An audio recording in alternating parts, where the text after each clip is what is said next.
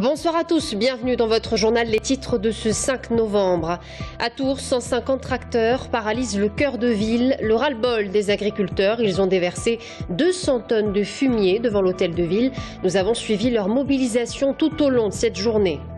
L'État menace les stations-service, notamment les stations de proximité. Il pourrait supprimer un dispositif d'aide précieux à leur survie. Les zones rurales sont les premières concernées. Reportage à Genillé ce soir dans le sud-est de l'Indre-et-Loire. Et puis une grosse déception pour le TVB hier soir. Ils se sont inclinés face aux Belges de Mahazek pour leur premier match en Ligue des Champions. Résumé de la rencontre à la fin de ce journal.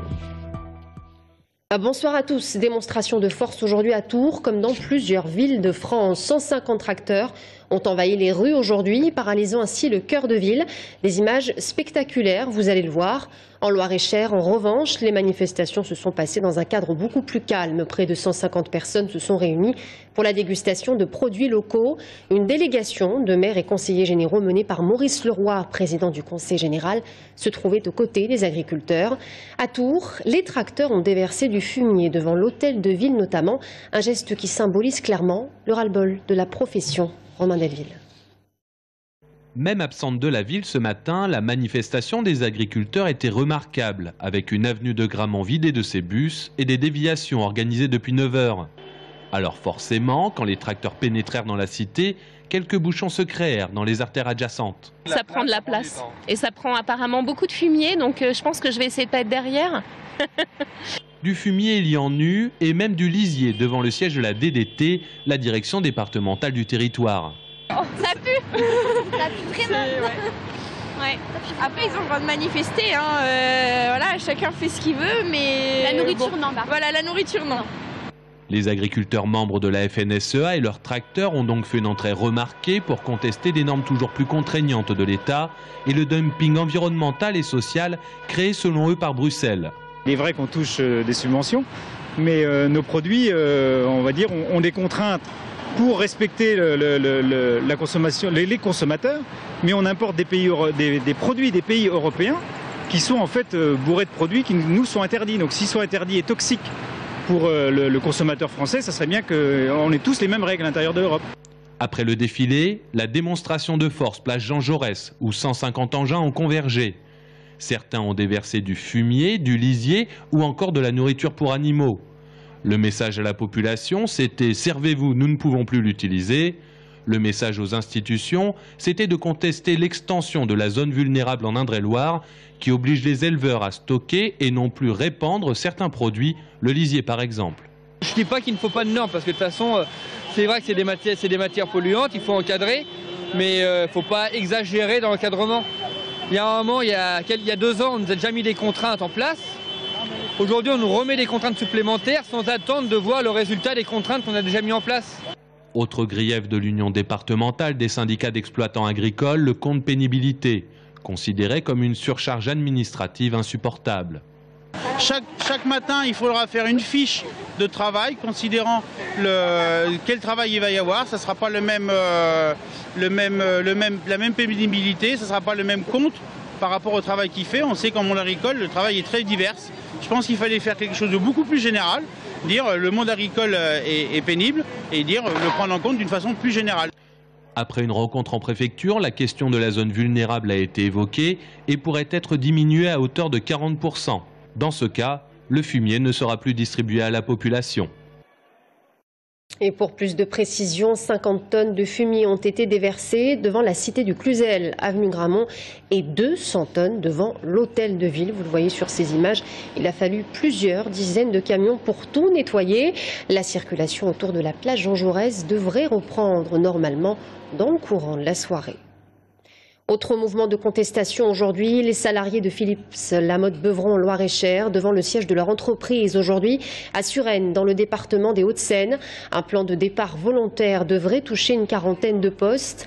Un comité d'entreprise s'est d'ailleurs tenu ce matin et les négociations sont particulièrement rudes.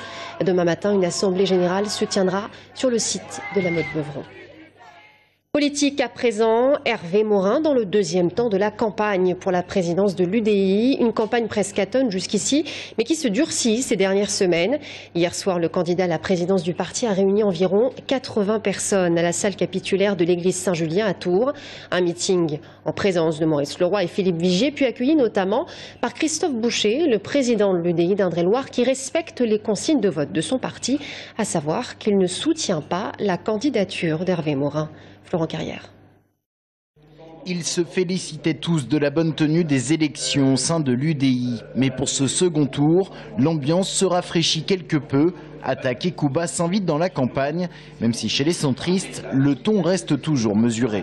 Cette élection, elle vous appartient, elle appartient à tous les territoires de l'UDI, elle n'appartient pas simplement à des capacités de mobilisation assez fascinantes sur un département ou voire 2 ou 3. Visait Jean-Christophe Lagarde, le concurrent, arrivé en tête du premier tour grâce à la mobilisation notamment de sa fédération. Il y a sans doute un système clientéliste ou clientélaire, parce que sinon, autant d'adhésion dans la seule ville de Drancy, ça doit quand même poser un peu question.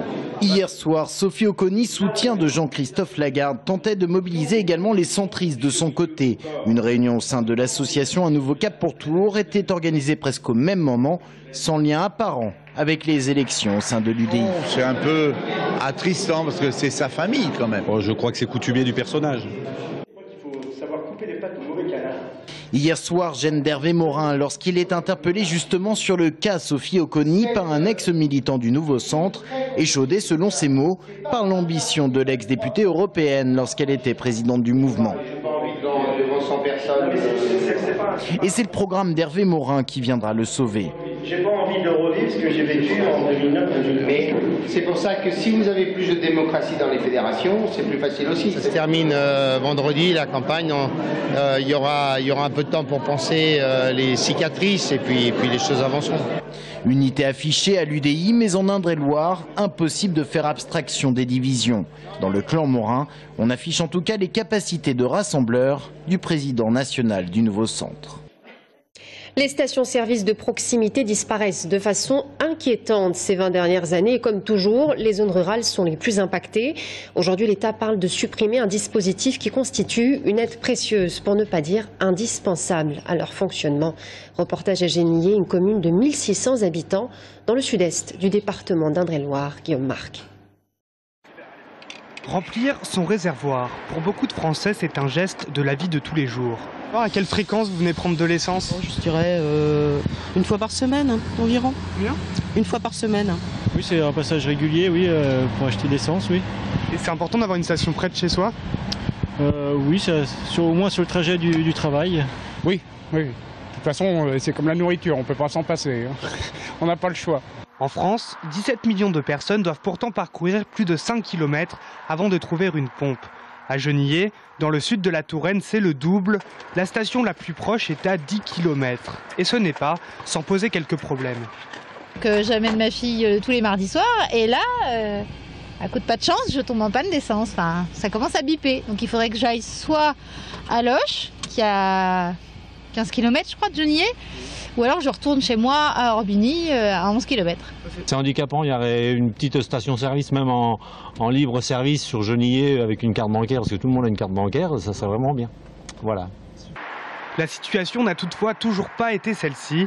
Jusqu'à il y a 5 ans, il y avait une station dans la ville. Ses propriétaires sont aujourd'hui à la retraite et n'ont pas encore trouvé de repreneur. En France, depuis 1991, le nombre de stations-service est passé de 22 000 à 6 000. Tours veut renforcer ses relations avec la Chine. Une délégation de la ville de Luoyang a été reçue par Serge Babary et son équipe. Ils ont ensuite visité les jardins de Villandry.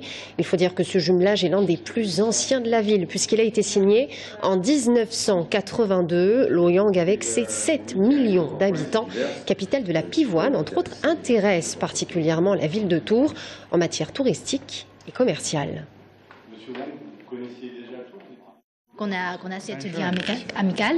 Désormais, dans le futur, on espère que notre relation soit développée dans tous les domaines. Du coup, cette relation soit non simplement symbolique, mais avoir des effets plus concrets.